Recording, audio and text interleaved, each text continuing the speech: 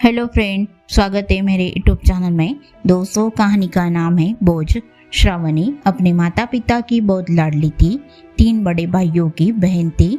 कोई भी चीज़ मांगने पर उसी वक्त सामने हाजिर हो जाती। पूरे घर में रोब था श्रावणी का।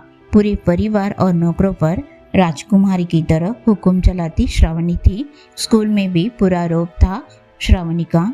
बड़े घर की लाडली जो थी वह, ऐसे ही उसने कॉलेज में प्रवेश लिया। उसके ठाट बाट बड़ी गाड़ी में आना जाना, हर दिन नया फैशन देखकर हर कोई उससे दोस्ती करना चाहता था। थोड़े दिनों में उसके बहुत से दोस्त बन गए। पूरे कॉलेज में उसकी अपनी एक पहचान थी। इन दिनों उसके घर में एक रिश्ता आया। खानदानी लोग थे और पापा की पुरानी जान पहचान थी। उनके साथ श्रावणी के साथ कोई ज़बरदस्ती नहीं थी, पर श्रावणी अपने परिवार ने फिर भी हाँ कर दी, क्योंकि वह अपने परिवार से बहुत प्यार करती थी। वह जानती थी कि वो लोग उसका अच्छा ही सोचेंगे। लड़के का नाम रोशन था। रोशन काफ़ी पढ़ा लिखा और समझदार लड़का था। ससुराल वाले भी बहुत अच्छे थे। ससुराल में श्रावणी की जगह वैसी थी जैसे कि मायके में कोई भी कार्य श्रावणी की सलाह के बिना नहीं होता था। सबकी लाडली बहू बन गई थी। फिर उसके घर एक बेटे का जन्म हुआ। साहिल श्रावणी को जान से प्यारा था। पोता पाकर ससुराल वाले तो फूले नहीं समाते थे। श्रावणी कभी कभी सोचती कि उसकी किस्मत कितनी अच्छी है। उसका हर अपना उसे कितना प्यार करता है। चाहे जीवन में कैसा भी समय आए, मेरे अपने हमेशा मेरे साथ है। मैं कभी अकेली नहीं हो सकती। कितनी खुशकिस्मत हूँ मैं। पर शायद श्रावणी की खुशियों को उसकी अपनी ही नज़र लग गई थी। एक दिन वह मायके जाने की जिद कर बैठी। रोशन को बहुत काम था, लेकिन वह फिर भी उसे ले गया। रास्ते में उनकी गाड़ी अन्य गाड़ी से टकरा गई। श्रावणी, रोशन और साहिल बहुत बुरी तरह से जख्मी हो गए।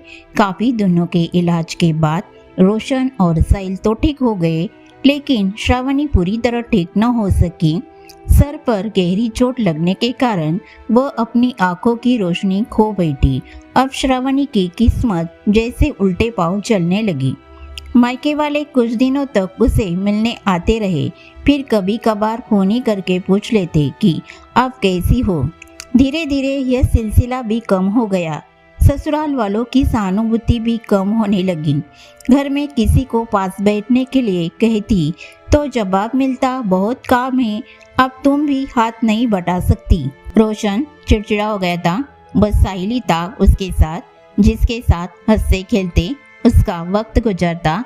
एक दिन श्रावणी के हाथ से कुछ सामान गिर गया, जिसकी वजह से साहिल को हल्की सी चोट लग गई। श्रावणी के सास ससुर ने साहिल को उससे अलग कर दिया कि कहीं उसके ना देखने की वजह से बच्चे का कोई नुकसान ना हो जाए। श्रावणी अंदर से टूट चुकी थी।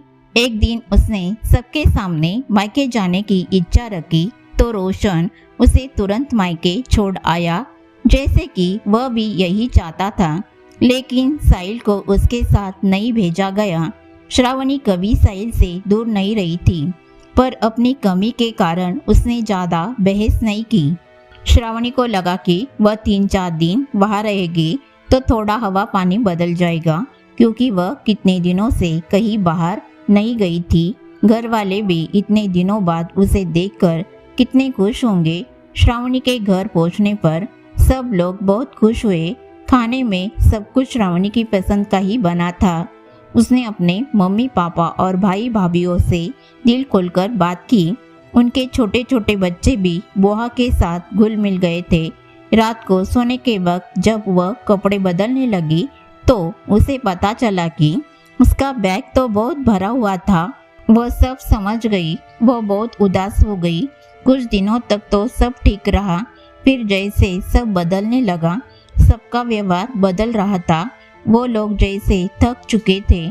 उससे सब लोग घुमा फिरा कर पूछने लगे कि रोशन कब आ रहा है, उसे ले जाने।